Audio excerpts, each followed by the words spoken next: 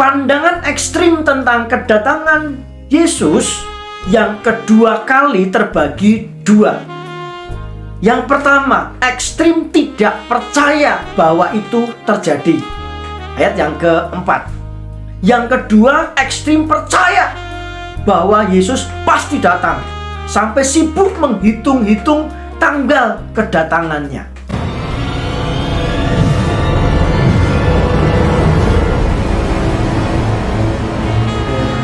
Salam anak Superio. 2 Petrus pasal 3 ayat 18 mengatakan demikian. Tetapi bertumbuhlah dalam kasih karunia dan dalam pengenalan akan Tuhan dan Juru Selamat kita, Yesus Kristus. Baginyalah kemuliaan sekarang dan sampai selama-lamanya. Hari ini saya berikan judul renungan bertumbuh dalam pengenalan akan Tuhan. Pandangan ekstrim tentang kedatangan Yesus yang kedua kali terbagi dua. Yang pertama, ekstrim tidak percaya bahwa itu terjadi. Ayat yang keempat. Yang kedua, ekstrim percaya bahwa Yesus pasti datang, sampai sibuk menghitung-hitung tanggal kedatangannya. Nah, Petrus mengajarkan 3 hal penting mengenai kedatangan Tuhan. Yang pertama, Tuhan itu kekal dan tidak dibatasi ruang dan waktu. Perspektif waktunya Tuhan berbeda dengan waktunya manusia. Ayat yang ke-8. Masalah waktu kedatangannya itu kedaulatan Tuhan. Kita tidak perlu mengetahuinya.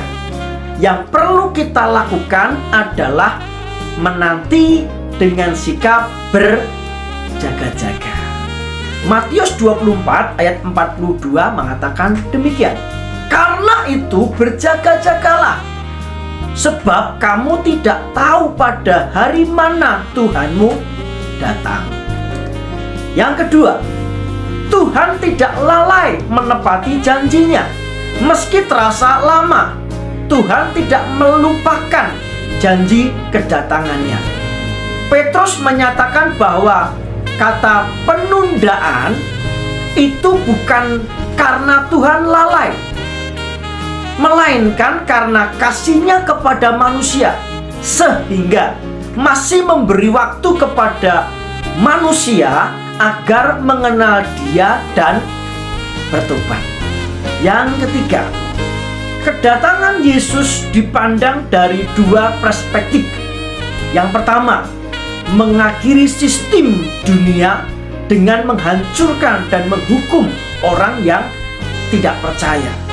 Ayat yang ke-10 dari 2 Petrus pasal 3. Tetapi hari Tuhan akan tiba seperti pencuri pada hari itu.